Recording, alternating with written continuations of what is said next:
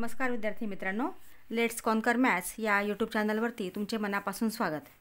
आज आपण इयत्ता 10वी विषय गणित भाग 1 मधील पहिलं प्रकरण जे आहे दोन चलातील रेषीय समीकरणे त्यातील सराव संच 1.5 आपण आज घेणार आहोत। सराव संच 1.5 मध्ये शाब्दिक उदाहरणं आहेत। शाब्दिक उदाहरणांचा अर्थ समजून आपल्याला समीकरणांमध्ये त्याचं रूपांतर करायचं असतं। त्यातलं आता पहिलं उदाहरण घेऊया। दोन संख्यांमधील फरक 3 असून मोठ्या संख्येची तिप्पट आणि लहान संख्येची दुप्पट यांची बेरीज 19 आहे, तर त्या संख्या शोधा। म्हणजे इथं दोन संख्यातील फरक म्हणजे वजाबाकी 3 आहे, म्हणजे इथं मोठी संख्या आहे आणि लहान संख्या दिलेली आहे। आता इथं आपण उदाहरण सोडवताना आधी संख्या मानून घ्यायच्या असतात। मोठी संख्या x व लहान संख्या y मानू।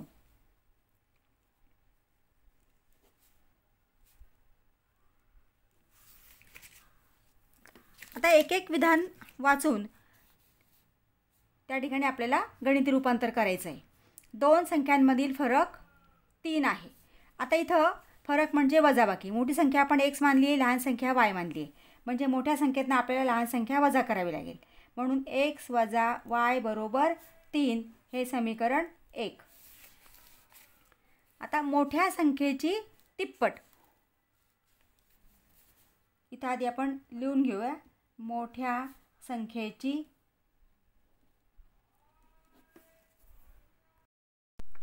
तिप्पट, मोठ्या संख्येची तिप्पट। आता मोठी संख्या मानलेली आहे आपण x, याची तिप्पट म्हणजे त्याला 3 ने गुणायचं आहे, म्हणून 3x। आणि लहान संख्येची दुप्पट, लहान संख्येची दुप्पट, लहान संख्या मानलेली आहे आपण y, मग लहान संख्येची दुप्पट म्हणजे त्याला 2 ने गुणायचं 2x। आता पुढचं समीकरण का तयार होतंय बघा। मोठ्या संख्येची तिप्पट आणि लहान संख्येची दुप्पट यांची बेरीज 19 आहे। म्हणजे मोठ्या संख्येची तिप्पट आपण केलेली आहे 3x, लहान संख्येची दुप्पट आहे 2x आणि यांची बेरीज बरोबर 19, म्हणजे समीकरण 2 तयार झाले। आता समीकरण 1 आणि 2 यांचं निरीक्षण करायचं आहे की कोणत्या चलाचे सहगुणक समान आहेत।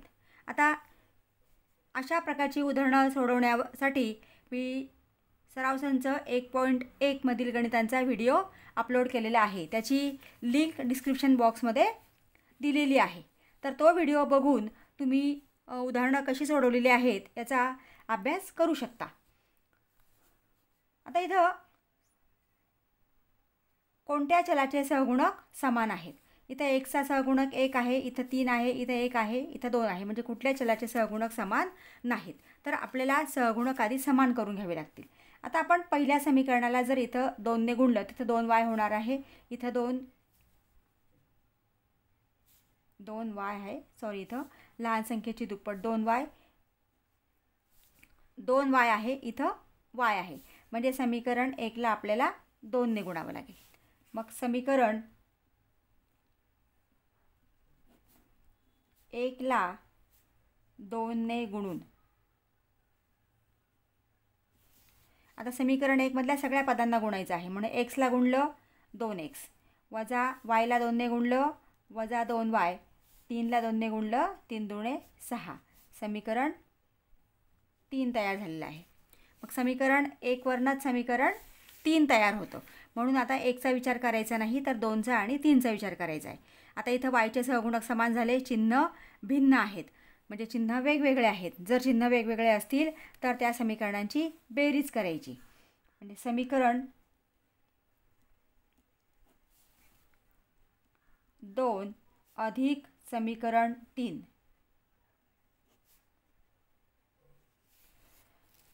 समीकरण 2 आहे 3x अधिक 2y बरोबर 19 आणि समीकरण 2 2x वजा 5y बरोबर 6. या समीकरणांची आपण बेरीज करतोय.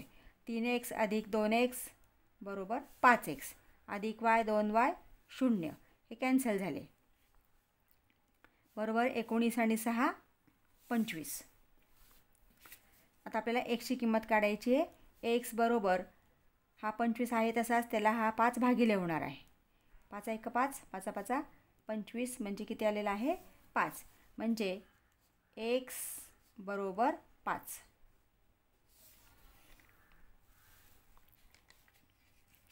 आता एक्सची किंमत आपण समीकरण 1 मध्ये ठेवूया. एक्स बरोबर 5 ही किंमत समीकरण 1 मध्ये ठेवून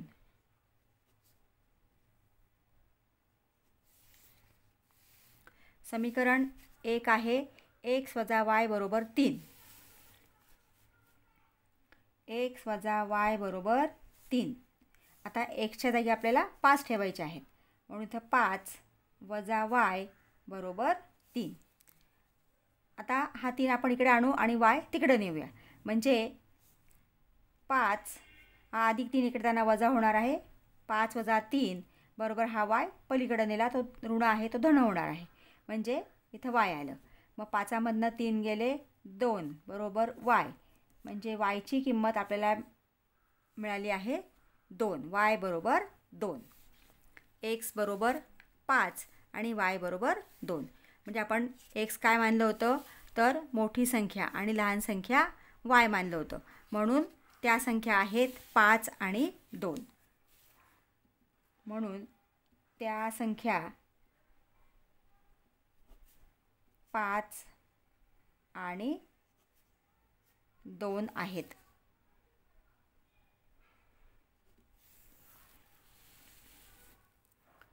पुढचं उदाहरण घेऊया. दुसऱ्या उदाहरणात कृती पूर्ण करा असं दिलेलं आहे. इथं आपल्याला एक कृती दिलेली आहे आणि त्याच्यावरून आपल्याला समीकरणं तयार करायची आहेत. 2 समीकरणं तयार करायची आणि सोडवायचं आहे. आता इथं काय दिले बघा, आयत दिलेलं आहे. आयताची ही एक बाजू 2x अधिक y बरोबर 8 आणि दुसरी बाजू आहे 4x वजा y. म्हणजे ही लांबी आहे आणि ही रुंदी दिलेली आहे. रुंदीमधली एक बाजू दिलेली आहे 2y आणि दुसरी दिलेली आहे x अधिक 4. पुढे दिलेलं आहे x आणि yच्या किमती काढा. म्हणजे या माहितीवरनं आपल्याला x आणि yच्या किमती काढायच्या आहेत आणि त्याच्यावरून पुढं प्रश्न परत दिलेला आहे की माझे क्षेत्रफळ व परिमिती काढा. म्हणजे या आयताची परिमिती आणि क्षेत्रफळ आपल्याला काढायचं आहे. आता आपल्याला आयताचा एक गुणधर्म माहिती आहे की आयताच्या समोरासमोरील बाजू समान असतात किंवा सारख्या लांबीच्या असतात. म्हणजे इथे लांबी समान असते, रुंदी समान असते. म्हणून आपण समीकरण तयार करूया किंवा इथं लिहून घ्या. आयताच्या सम्मुख बाजू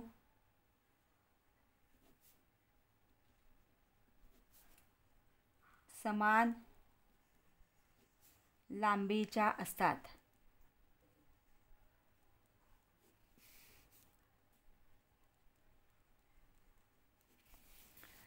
म्हणून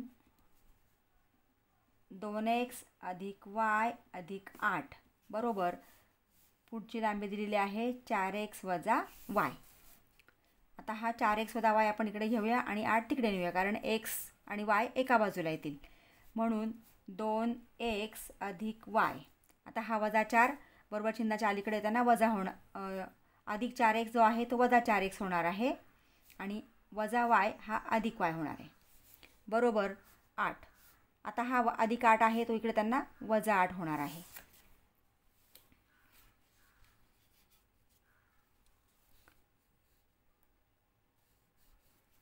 मग 2x मधनं 4x गेले,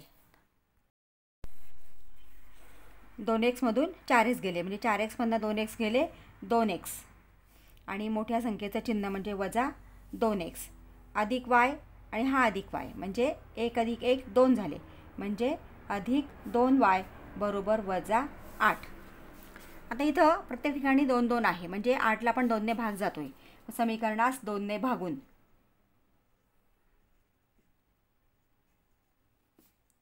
2ने भागून. आता 2ने भागलं तर काय होणार, इथं हा 2 जाणार आहे, म्हणजे वजा x अधिक y बरोबर 8ला आपण 2ने भागलं, 2 चौक 8 म्हणजे वजा 4. हे समीकरण 1 तयार झालं. आता दुसरं समीकरण आपण रुंदीवरनं तयार करूया. रुंदी दिलेली आहे इथं 2y आणि x अधिक 4 म्हणजे x अधिक 4 बरोबर 2y.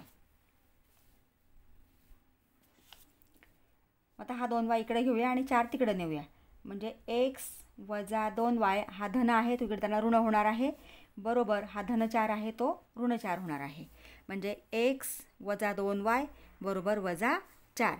हे झालं समीकरण 2.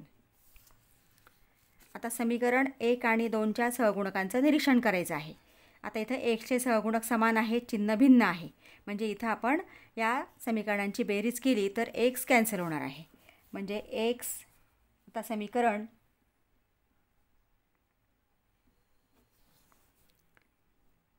1 अधिक समीकरण 2.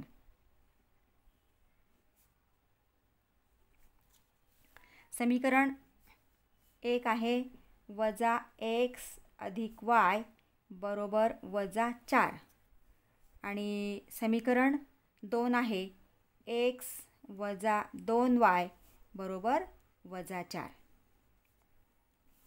आता हा x बेरीज 0 अधिक y वजा 2y आहे. आता इथं 2मधनं इथं सहगुणक 1 आहे, 2मधनं 1 गेला 1 म्हणजे इथं 1y शिल्लक राहणार आहे आणि मोठ्या संख्येचं चिन्ह म्हणजे वजा 1y बरोबर वजा 4 आणि वजा 4 समान चिन्ह असतील तर बेरीज करायची आणि चिन्ह मात्र तेच द्यायचं असतं. मग 4 आणि 4 8, चिन्ह ऋण आहे म्हणून तर ऋण. आता आपल्याला काय मिळालं आहे बघा, वजा 1y बरोबर वजा 8. आता y बरोबर आपल्याला yची किंमत काढायची, हा वजा 1 इथं गुणिले आहे तो इकडं भागिले होणार आहे, वजा 8 भागिले वजा 1. आता एकाने 8ला भागल्यावर ते उत्तर 8च येणार आहे आणि समान चिन्ह असतील तर भागाकार धन येतो, म्हणजे y बरोबर 8 ही किंमत आपल्याला मिळालेली आहे. आता yची किंमत समीकरण 1 मध्ये ठेवूया. y बरोबर 8 ही किंमत समीकरण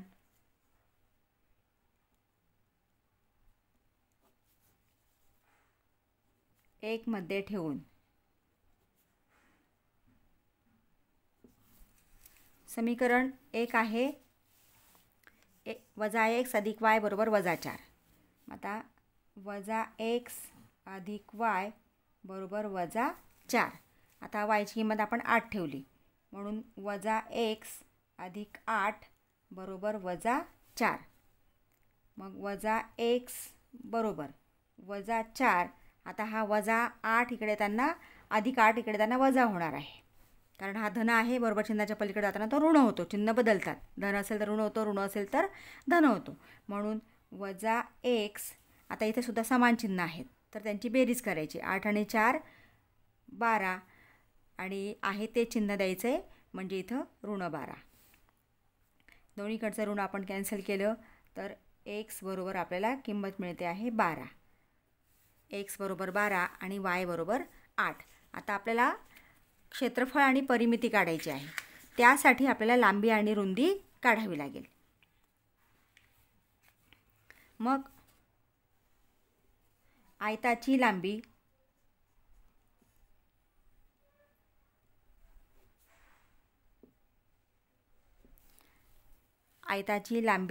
बरोबर,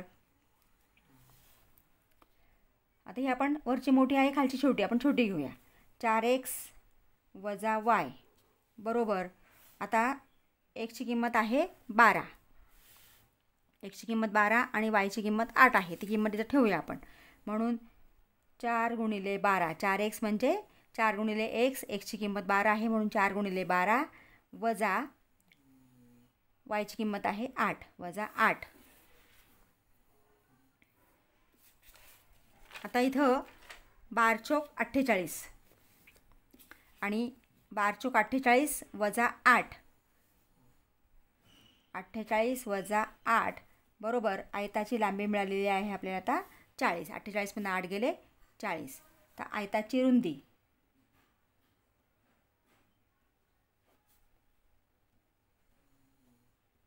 बरोबर 2 आयताची रुंदी 2y म्हणून 2y बरोबर 2 गुणिले 8, कारण वायची किंमत आपण 8 काढलेली आहे म्हणून ते आपण वायच्या ऐवजी आता 8 ठेवूया. 2 गुणिले 8 बरोबर 16 एकक. आता इथं सेंटीमीटर मीटर वगैरे आपल्याला काही दिलेलं नाही आहे म्हणून आपण एकक लिहायचं आहे. आता आपल्याला आयताचे क्षेत्रफळ काढायचे. आयताचे क्षेत्रफळ बरोबर सूत्र आहे लांबी गुणिले रुंदी बरोबर. आता लांबी किती काढली आपण 40, रुंदी किती काढली आहे 16. 40 गुणिले 16, 16 शून्य शून्य 16 चोक 64 म्हणजे आयताचे क्षेत्रफळ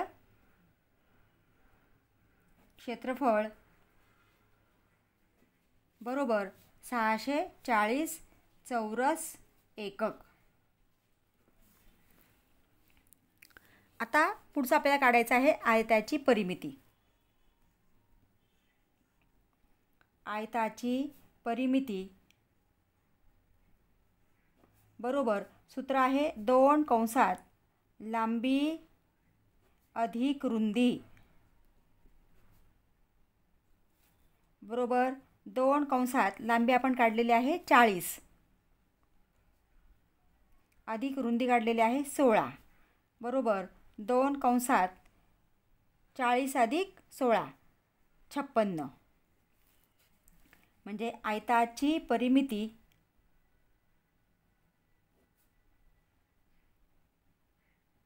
बरोबर 2 गुणिले 56 म्हणजे 112 एकक. पुढचे उदाहरण घेऊया. तिसरे उदाहरण. वडिलांच्या वयामध्ये मुलाच्या वयाची दुप्पट मिळविल्यास बेरीज 70 येते आणि मुलाच्या वयामध्ये वडिलांच्या वयाची दुप्पट मिळविल्यास बेरीज 95 येते, तर दोघांची वये काढा. आता आपल्याला वडिलांचं आणि मुलाचं दोघांचंही वय आपल्याला मानावं लागेल. आता इथं आपण आधी मानून घेऊया. वडिलांचे आजचे वय, वडिलांचे आजचे वय 1 वर्ष व मुलाचे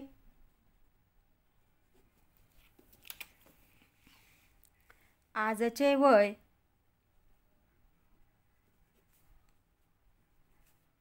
y वर्ष मानू. वडिलांचे आजचे वय x वर्ष व मुलाचे आजचे वय y वर्ष आपण मानलेलं आहे. आता इथं आपल्याला समीकरण तयार करायचं आहे. वडिलांच्या वयामध्ये मुलाच्या वयाची दुप्पट. आता वडिलांचं वय काय मानलं आहे आपण x मानलेलं आहे, मग इथं x लिहायचं आहे. त्यांच्यामध्ये मुलाच्या वयाची दुप्पट, मुलाचं वय मानलेलं आहे आपण y वर्ष. आता yची दुप्पट म्हणजे yला 2 ने गुणायचं आहे म्हणून y गुणले 2 दुप्पट म्हणजे किती येणार 2y म्हणून x अधिक 2y, तर त्यांची बेरीज येते 70. वडिलांच्या वयामध्ये वडिलांचं वय x, मुलाच्या वयाची दुप्पट, मुलाचं वय y म्हणून त्याची दुप्पट 2y, त्या दोघांची बेरीज 70. हे समीकरण 1 तयार झालं. आता पुढचं समीकरण. मुलाच्या वयामध्ये वडिलांच्या वयाची दुप्पट मिळवली. आता मुलाचं वय आहे y वर्ष म्हणून आपण y लिहायचं आहे.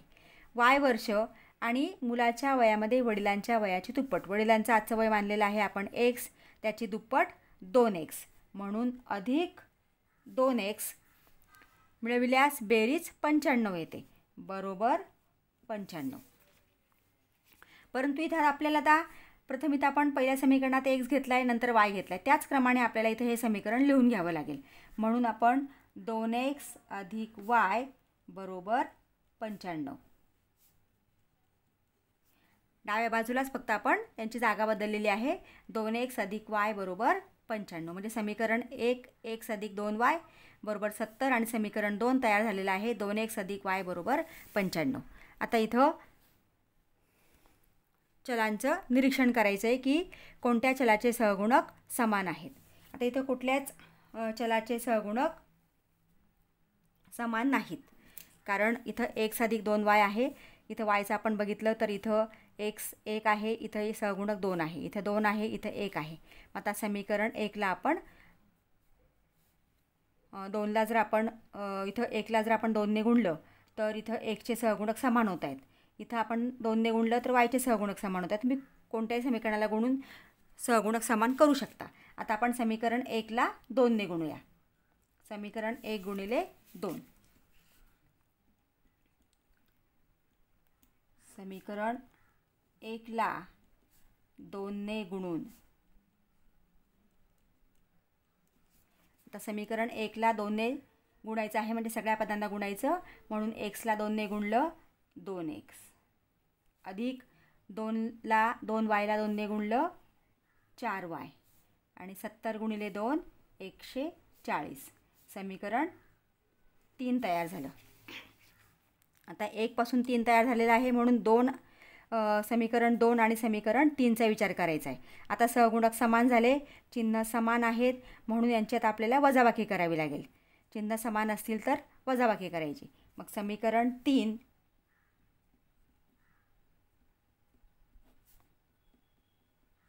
वजा समीकरण 2.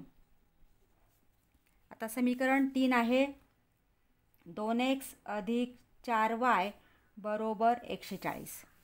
त्यातनं आपल्याला आता समीकरण 2 वजा करायचं आहे. समीकरण 2 आहे 2x अधिक y बरोबर 95. वजाबाकी करतोय म्हणून वजाबाकीचं चिन्ह द्यायचे. आता खालच्या समीकरणाचे सगळ्या पदांचे चिन्ह बदलतील. धन आहे हा ऋण होणार, हा धन हा ऋण होणार, हा धन हा ऋण होणार. मग 2x वजा 2x 0. आता इथं सहगुणक 4 आहे, इथं 1 आहे. मग 4मधनं 1 गेले 3 उरतात म्हणजे 4y वजा y बरोबर 3y आणि मोठ्या संख्येचं चिन्ह म्हणजे हा धन येणार आहे. बरोबर 140 वजा 95. 10तनं 5 गेले, 5 हातच्याला 1, 9 1, 10 14तनं 10 गेले, 4 हातच्याला 1 0 म्हणजे 3y बरोबर 45 झालेला आहे. म्हणून y बरोबर 45 हा 3 इकडे येताना भागिले होणार आहे. 3 1 3 नावाचे 15 म्हणजे आपल्याला yची किंमत मिळालेली आहे 15. आता yची किंमत समीकरण 1 मध्ये आपण ठेवूया. समीकरण 1 आहे x अधिक 2y बरोबर 70. मग y बरोबर 15 ही किंमत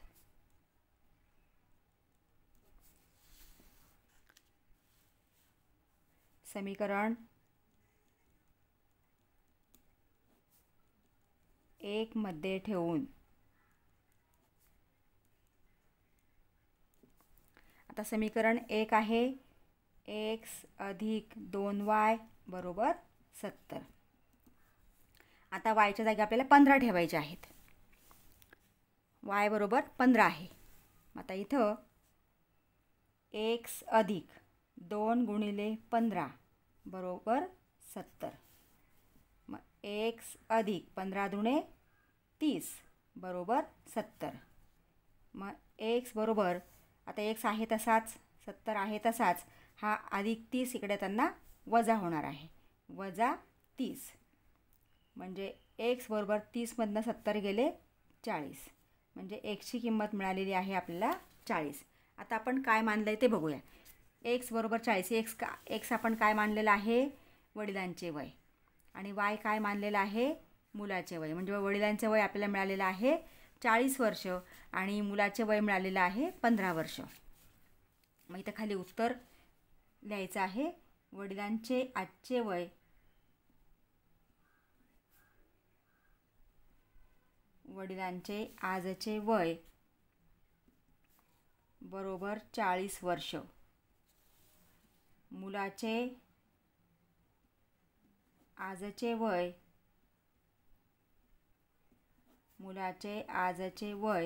बरोबर, मुलाचं वय वाय मानलं आहे आपण, ते मिळालेलं आहे आपल्याला 15. म्हणून मुलाचे आजचे वय बरोबर 15 वर्ष. चौथं उदाहरण घेऊया. एका अपूर्णांकाचा छेद हा अंशाच्या दुपटीपेक्षा 4ने मोठा आहे. तर अंश आणि छेद दोन्ही 6ने कमी केले तर छेद हा अंशाच्या 12 पट होतो. तर तो अपूर्णांक काढा. आता इथं आपल्याला अपूर्णांकाचा अंश आणि छेद मानावे लागतील. मग लिहून घेऊया आधी आपण. अपूर्णांकाचा अंश x व छेद y मानू. आता इथं समीकरण तयार करायचं आपल्याला. अपूर्णांकाचा छेद आपण मानलेला आहे y. हा किती आहे? अंशाच्या दुपटीपेक्षा 4ने मोठा आहे. आता अंश मानलेला आहे आपण x, त्याची दुप्पट 2x. 4ने मोठा अधिक जास्त असे शब्द असतील तर ते मिळवायचे असतात, म्हणून अधिक 4 म्हणजे y बरोबर 2x अधिक 4. आता हे समीकरण आपल्याला तयार करायचं आहे. ax अधिक by बरोबर c या सामान्य रूपामध्ये. मग हा 2x इकडे घ्या, म्हणजे हा धन आहे तो इकडे त्यांना वजा होणार आहे. 2x वजा 2x अधिक y बरोबर 4. समीकरण 1. आता समीकरण दुसरं आपल्याला तयार करायचं आहे. जर अंश आणि छेद दोन्ही 6ने कमी केले. आता म्हणजे अंशातून 6 कमी करावे लागतील. अंशातून 6 कमी केले. अंश मानलेला आहे आपण x, त्यातनं 6 कमी केले. कमी करायचे म्हणजे वजा करायचे. मग x वजा 6. तसंच छेदातून पण 6 कमी केलेत. छेदातून 6 कमी केले. छेद मानलेला आहे आपण y, मग त्यातनं पण 6 कमी केले म्हणजे y वजा 6. आता तर छेद हा अंशाच्या 12 पट होतो. म्हणजे या ठिकाणी छेद जो आहे कमी केल्यानंतर 6 कमी केल्यानंतरचा छेद आहे y वजा 6. म्हणजे हा छेद किती होतो? अंशाच्या 12 पट. म्हणजे अंश आहे x वजा 6, त्याच्या 12 पट म्हणजे गुणिले 12. याप्रमाणे समीकरण तयार करायचं. आता हे आधी सोडवायचे आपल्याला आणि मग समीकरण तयार होईल. y वजा 6. आता 12ने x ला गुणलं 12x वजा 12ने 6ला गुणायचं आहे 12 72. आता हे 12x आपण इकडे घेऊया. तो धन आहे इकडे त्यांना ऋण होणार आहे. 12x. आता y आहे तसाच राहणार आहे इथं अधिक y बरोबर. आता आपण चल सगळे एका बाजूला घेतले, डाव्या बाजूला संख्या आपल्याला एका बाजूला घ्यायच्या आहेत. आता हा वजा 72 आहे तसाच राहणार आहे. वजा 72 आणि हा अधिक 6 बरोबर चिन्हाच्या पलीकडे जाताना धन 6 होणार आहे, म्हणजे तो अधिक 6 होणार आहे. म्हणजे वजा 12x, हा 12x इकडे आणला वजा झाला, अधिक y बरोबर वजा 72 आहे तसाच, हा वजा 6 इकडे त्यांना अधिक झाला. आता काय शिल्लक राहिले आहे बघा, 12x अधिक y बरोबर. आता इथं भिन्न चिन्ह आहेत म्हणजे वजाबाकी करावी लागेल.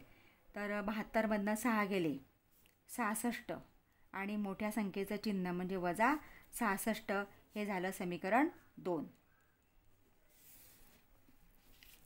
आता समीकरण 1 आणि समीकरण 2. आता इथं yला छेद वायचे सहगुणक समान आहेत. म्हणजे वजा 2x अधिक y बरोबर 4 हे पहिलं समीकरण आहे. वजा 12x अधिक y बरोबर वजा 66 हे दुसरं समीकरण आहे. आता इथं वायचे सहगुणक समान आहेत 1 1, म्हणजे इथं सहगुणक समान करण्याची गरज नाही. आणि चिन्ह समान आहेत. इथं पण धन आहे, इथं धन आहे, चिन्ह समान आहेत, म्हणजे आपल्याला वजाबाकी करावी लागेल. मग समीकरण 2 वजा समीकरण 1 करूया आपण. समीकरण 2 वजा समीकरण 1. आता समीकरण 2 आहे वजा 12x अधिक y बरोबर वजा 66. आता समीकरण 1 आहे वजा 2x अधिक y बरोबर 4. वजाबाकी करतोय म्हणून वजाबाकीचं चिन्ह दिलं. आता खालच्या समीकरणाचे चिन्ह बदलणार आहेत. हा ऋण आहे, हा धन होणार, हा धन आहे, हा ऋण होणार, हा धन आहे, हा ऋण होणार. आता वजा 12x आणि अधिक 2x म्हणजे इथं चिन्ह भिन्न झाले. चिन्ह भिन्न असतील तर वजाबाकी करायची. म्हणजे 12मधनं 2 गेले 10, 10x म्हणजे 12xमधनं 2x गेले 10x आणि मोठ्या संख्येचं चिन्ह इथं ऋण आहे म्हणजे इथं ऋण येणार. वजा 10x अधिक 0 बरोबर. आता इथं दोन्ही समान चिन्ह आहे. 2 समान चिन्ह असतील तर त्यांची बेरीज करायची. 66 अधिक 4 70 आणि मोठ्या संख्येचं चिन्ह म्हणजे इथं दोघांना समान चिन्ह आहे म्हणजे आहे तेच द्यायचं आहे. समान चिन्ह असेल तर बेरीज, चिन्ह आहे तेच. आता इथं आपल्याला एक्सची किंमत काढायची आहे. एक्स बरोबर वजा 70 छेद हा वजा 10 इकडे त्यांना भागिले होणार आहे कारण तो गुणिले आहे. आता इथं ऋणचिन्ह आपण घालवलं 10 1 10 10 7 70 म्हणजे एक्स बरोबर 7 ही किंमत आपल्याला मिळालेली आहे. आता एक्स बरोबर 7 ही किंमत समीकरण 1 किंवा 2 मध्ये ठेवायची आहेत. कुठल्याही समीकरणात तुम्ही ठेवू शकता. 1 मध्ये ठेवा किंवा 2 मध्ये ठेवा. आता आपण समीकरण 1 मध्ये ठेवूया. एक्स बरोबर 7 ही किंमत समीकरण 1 मध्ये ठेवून आता समीकरण 1 आहे वजा 2x अधिक y बरोबर 4 वजा 2x अधिक y बरोबर 4. आता एक्सची किंमत आपल्याला 7 ठेवायची आहे. एक्सच्या जागी 7. मग वजा 2 गुणिले 7 अधिक y बरोबर 4. आता इथं 7 दुणे 14 आणि भिन्न चिन्ह असतील, याला ऋण आहे 7ला धन आहे म्हणजे वेगवेगळे चिन्ह आहेत. तर भिन्न चिन्ह असतील तर गुणाकार नेहमी ऋण येतो. अधिक y बरोबर 4.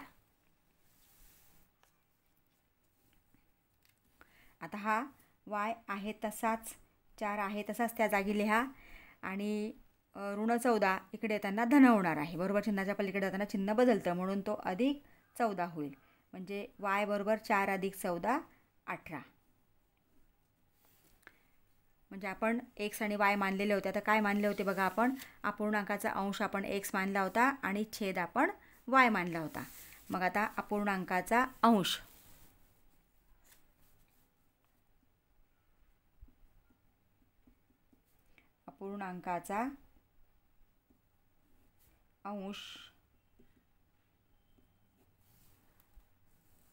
बरोबर x 7. अपूर्णांकाचा छेद किंवा तुम्ही इथं असं लिहू शकता अपूर्णांकाचा अंश x बरोबर 7. अपूर्णांकाचा छेद बरोबर y आणि y बरोबर आलेला आहे 18. आता आपल्याला तो अपूर्णांक काढायचा आहे. मग अपूर्णांक बरोबर x छेद y म्हणून xची किंमत 7 आपल्याला मिळालेली आहे आणि yची 18 म्हणजे तो अपूर्णांक तयार झालेला आहे y छेद 18. पुढचे 5वे उदाहरण घेऊया.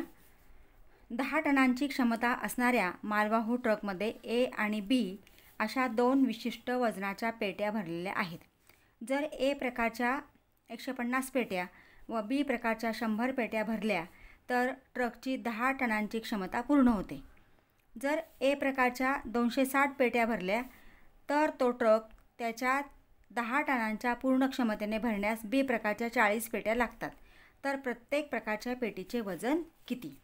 आता इथं ट्रकची क्षमता आहे 10 टन आणि ए आणि बी अशा 2 प्रकारच्या पेट्या आहेत.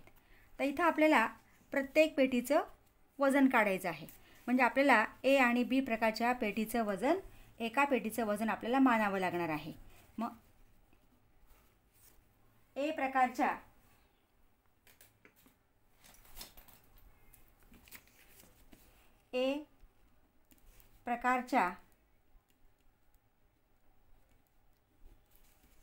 एका पेटीचे वजन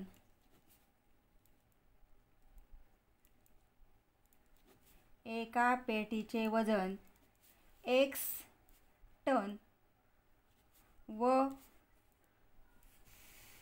बी प्रकारच्या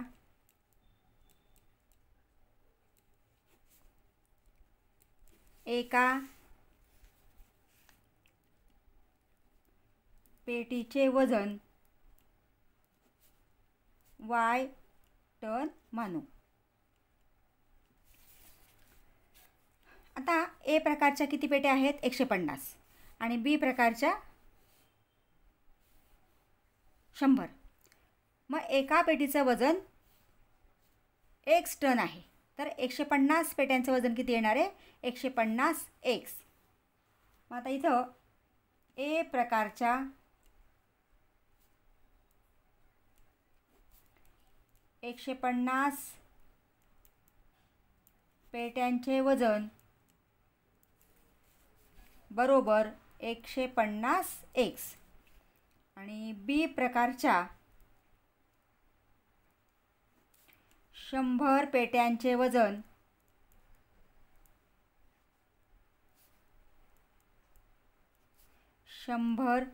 y. मग आता हे एकूण वजन आहे, त्या ट्रकची क्षमता आहे 10 टन. म्हणजे 150 x अधिक 100 y बरोबर 10.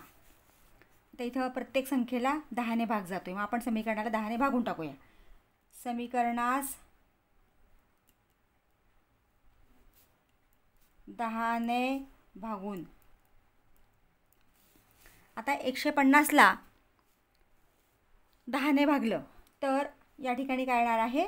150ला 10 ने भागलं, 0 गेला म्हणजे 15x. 100ला 10 ने भागलं तर 10y, 10ला 10 ने भागलं तर 1, 10 1 10. हे झालं समीकरण 1. आता पुढच्या समीकरणासाठी माहिती दिलेली आहे.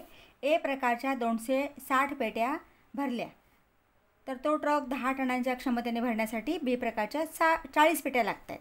म्हणजे ए प्रकारच्या 260 पेट्यांचे वजन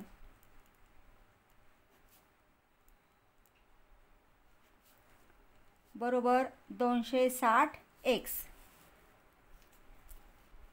आणि बी प्रकारच्या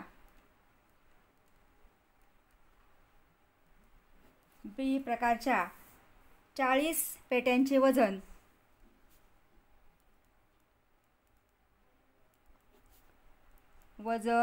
बरोबर 40y.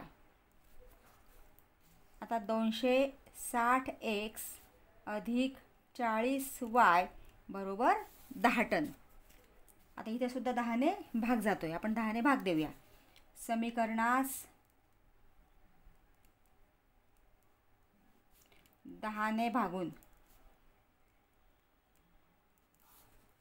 260ला 10 ने भागलं 26x, 40ला 10 ने भागलं 10 चौक 40 म्हणजे 4y बरोबर 10 1 10. समीकरण 2. आता समीकरण 1 आणि समीकरण 2चं निरीक्षण करायचं आहे. आता इथं 15x आहे, 26x आहे, 10y आहे, 4y आहे. म्हणजे कुणाचे सहगुणक इथं समान नाही आहेत. मग आता आपण त्यातल्या त्यात सोपं शोधायचं आहे. आता 10ला जर आपण 2ने गुणलं तर 20 होतात, 10 दुणे 20. आणि 4ला 5ने गुणलं तर 20 होतात. म्हणजे आपल्याला समीकरण 1ला 2ने गुणावं लागेल आणि समीकरण 2ला 5ने गुणावं लागेल. म्हणजे इथे 20y होतील, इथे 20y होतील. मग समीकरण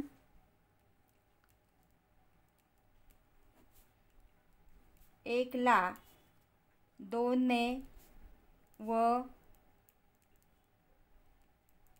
समीकरण 2ला 5ने गुणून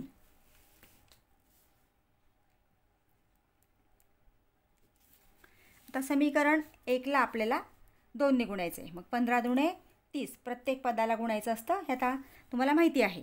15ला 2ने गुणलं 15 दुणे 30x, 10ला 2ने गुणलं अधिक 10y बरोबर 1ला 2ने गुणलं 2 2. समीकरण 3 तयार झालं. आता समीकरण 2ला आपल्याला 5ने गुणायचं आहे.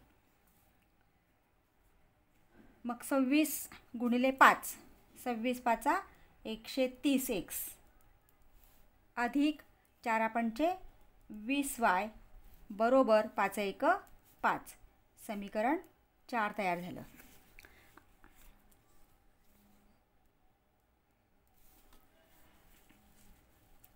दहा दुणे 20, 30x अधिक 20y बरोबर 2 आणि 130x अधिक 20y बरोबर 5. कारण आपण इथं 5ने गुणलं आहे, इथं 2ने गुणलेलं आहे. आता इथं 20y झाले, चिन्ह समान आहेत. चिन्ह समान असतील तर समीकरणांची वजाबाकी करायची. मग समीकरण 4 वजा समीकरण 3. 3 आणि 4ची वजाबाकी करायची, पण आपण 4मधनं 3 वजा करूया. मग 130x अधिक 20y बरोबर 5 आणि समीकरण 3 आहे 30x अधिक 20y बरोबर 2. आता वजाबाकी करतो म्हणून खालची सगळी चिन्ह बदलतील. प्रत्येक पदाचे चिन्ह आता विरुद्ध होणार. धन असेल तर ऋण, इथं धन आहे ऋण, हे सुद्धा ऋण, कारण सगळी पदं धन आहेत.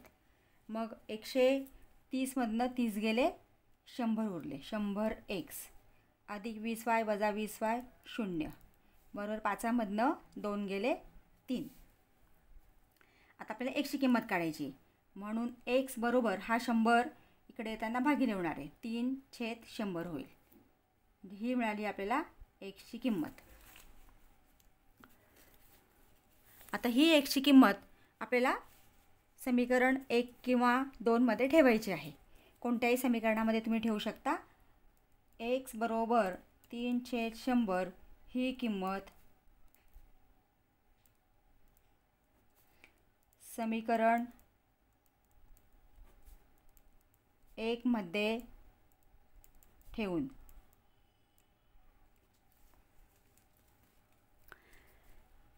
आता समीकरण 1 आहे 15x अधिक 10y बरोबर 1. 15x अधिक 10y बरोबर 1. आता इथं आपल्याला xच्या जागी xची किंमत ठेवायची आहे 3/100.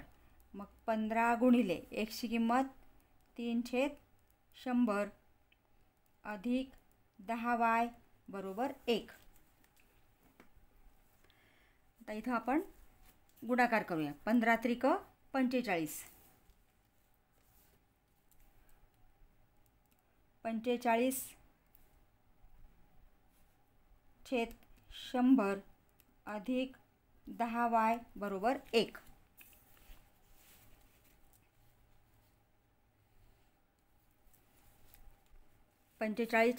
बरोबर 10y अधिक 1. आता हा 45/100 आपल्याला बरोबर चिन्हाच्या पलीकडे न्यावा लागेल.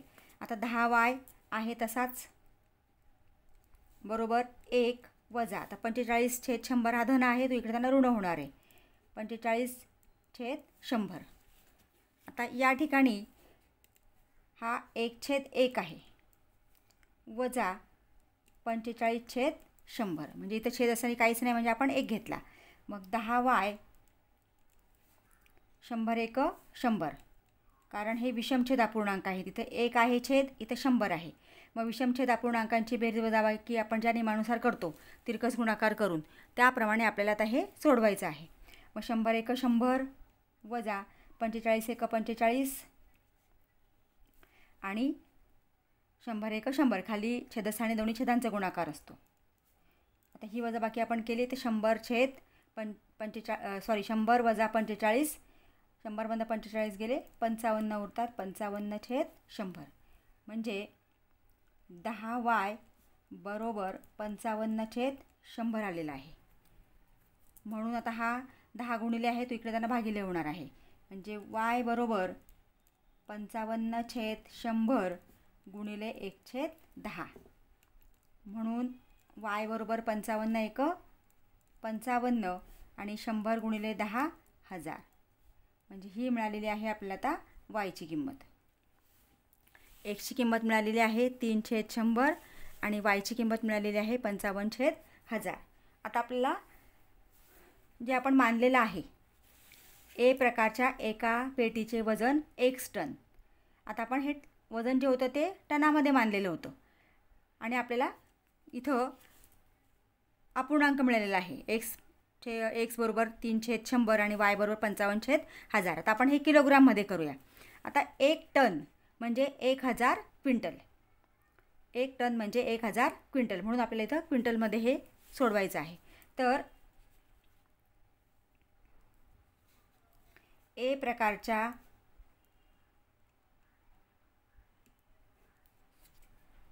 एका पेटीचे वजन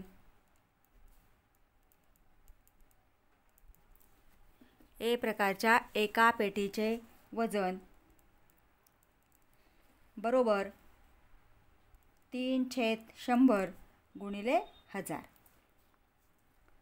आता हे 2 शून्य गेले म्हणजे 10×30.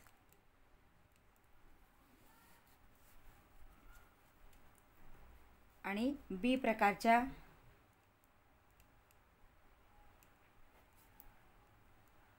एका पेटीचे वजन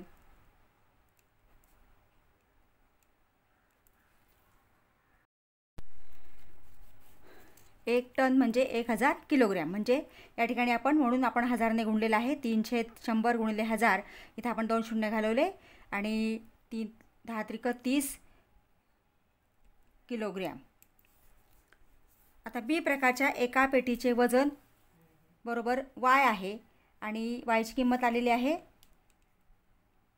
55/1000 गुणिले 1000.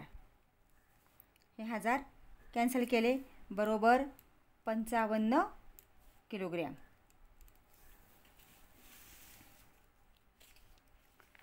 पुढचे उदाहरण घेऊया. 6वे उदाहरण. विशालने 1900 किलोमीटर प्रवासापैकी काही अंतर बसने तर काही म्हणजे उरलेले अंतर विमानाने पूर्ण केले. बसचा सरासरी वेग 60 किलोमीटर दर तास आहे, तर विमानाचा सरासरी वेग 700 किलोमीटर प्रति तास आहे.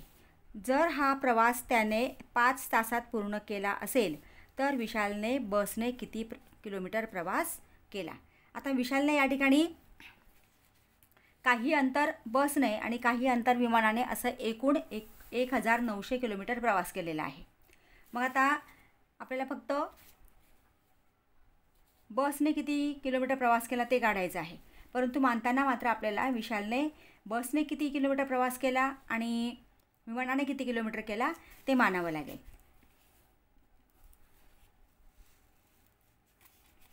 विशालने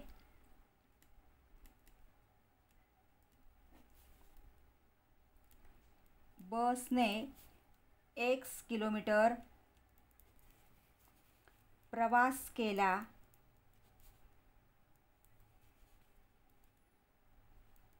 व विमानाने y किलोमीटर प्रवास केला असे मानू.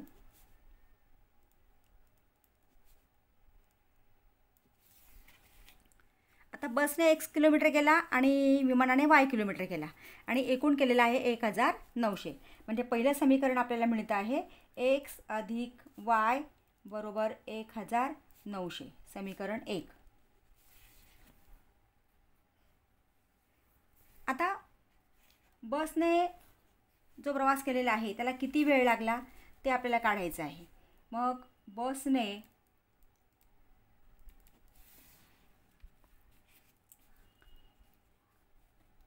प्रवास करायला लागलेला वेळ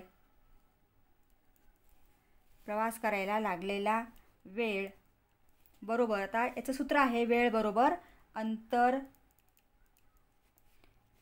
छेद वेग किंवा अंतर भागिले वेग. आता आपण बसने अंतर मानलेलं आहे x किलोमीटर, म्हणून x छेद आणि बसचा ताशी वेग आहे 60 किलोमीटर प्रति तास, म्हणून x छेद 60 तास एवढा वेळ लागलेला आहे. आता विमानाने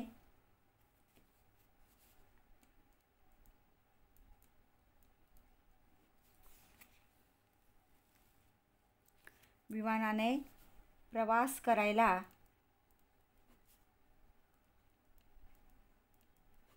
लागलेला वेळ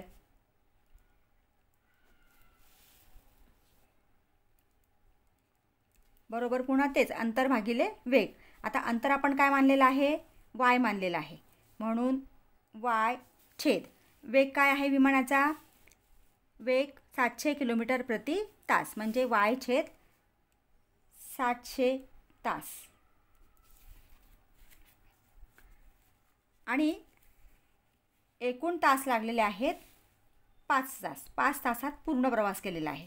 म्हणजे आता या ठिकाणी समीकरण आपल्याला तयार करायचं आहे x छेद 60 अधिक y छेद 700 बरोबर 5. आता हे समीकरण आपण सामान्य रूपात आधी तयार करून घेऊया. इथं छेदस्थानी 60 आणि 700 आहे, तर 60 आणि 700चा आपल्याला लसावी काढायचा आहे. म्हणजे कोणत्या संख्येने आपल्याला गुणावं लागेल ते काढण्यासाठी आपल्याला लसावी काढावं लागेल. मग 60 आणि 700. आता 5ने जर आपण भाग दिला पहिल्यांदा, आता 5 1 5, 1 उरला 5 2 10, 12 पंचे 60. म्हणजे आता इथं 5 1 5, 7मधनं 5 गेले 2 उरले, 5 20 0. आता याला 5ने भाग जाणार नाही, मग आपण 2ने भाग देऊया. बेसक 12, बेसादी 14 0. पुन्हा याला 2ने भाग देऊया. बेत्रिक 6, बेत्रिक 6 आणि बेपंचे 10. आता 3ने भाग दिला तर 3 1 3, 35ला भाग जात नाही आणि 35चे अवयव आहेत 7 गुणिले 5, म्हणजे 5 गुणिले 2 गुणिले 2 गुणिले 3 गुणिले 35 जरी घेतलं तरी चालतं आहे. आणि हा गुणाकार आपण केला तर तो गुणाकार येतो आहे 2100. म्हणजे याचा लसावी आलेला आहे 2100. आपल्याला 2100 आपल्याला गुणायचं आहे. लसावी बरोबर 2100. मग 2100ने समीकरणास गुणून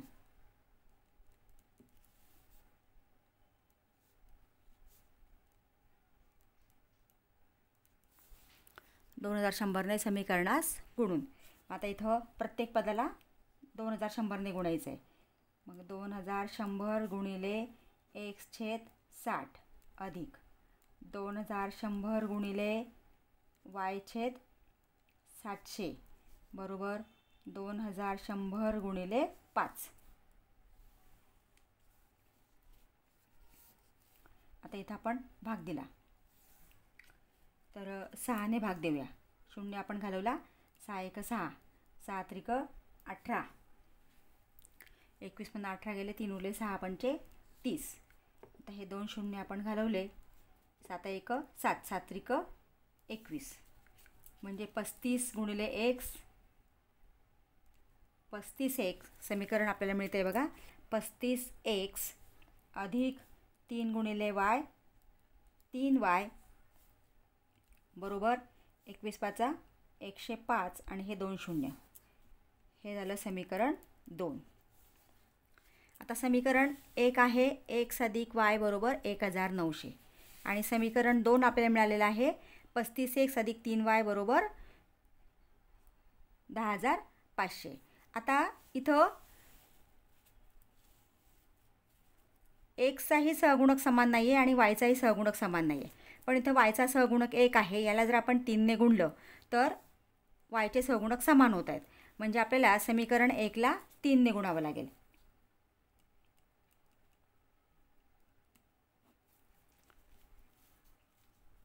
समीकरण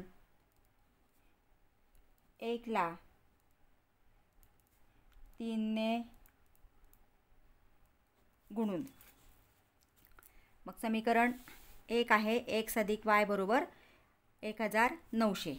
मग आता xला आपण 3ने गुणलं 3x, yला 3ने गुणलं 3y अधिक 3x अधिक 3y बरोबर 1900 गुणिले 3 म्हणजे 19 त्रिक 57 म्हणजे 5700. समीकरण 3.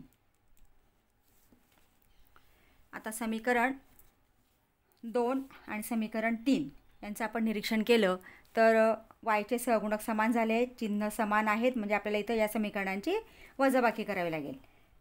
मग समीकरण 2 वजा समीकरण 3.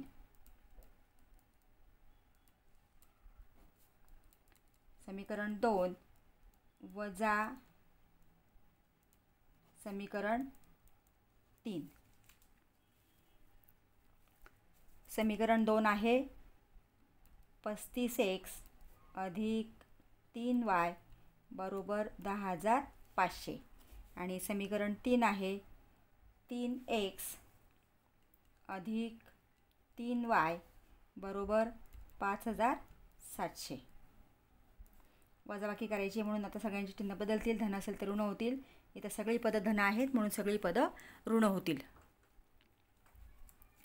आता 35x मधनं 3x गेले म्हणजे 32x अधिक 3y वजा 3y 0 बरोबर 10500तनं 5700 गेले, 0 0 0 0 15तनं 7 गेले 8, हातच्याला 1 5 आणि 1 6, 10तनं 6 गेले 4 म्हणजे 4800.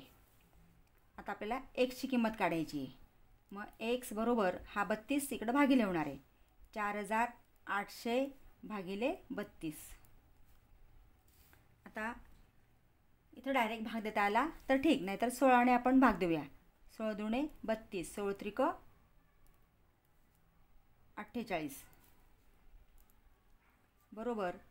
आता इथं 300/2 आहे बघा, आपण 2ने भाग देऊया. बे एक बे 1 उरला, बे पंचे 10 0 म्हणजे x बरोबर 150. x बरोबर 150. आता आपण एक्सची किंमतच काय मानली आहे की विशालने बसने 1 किलोमीटर प्रवास केला, म्हणजे एक्सची किंमत आपल्याला मिळालेली आहे. पुढचं आपल्याला सोडवायची गरज नाही. आणि समजा पुढची किंमत काढायची असेल म्हणजे आता विशालने बसने किती प्रवास केलेला आहे तर 150 किलोमीटर प्रवास केलेला आहे. मग उत्तर आहे विशालने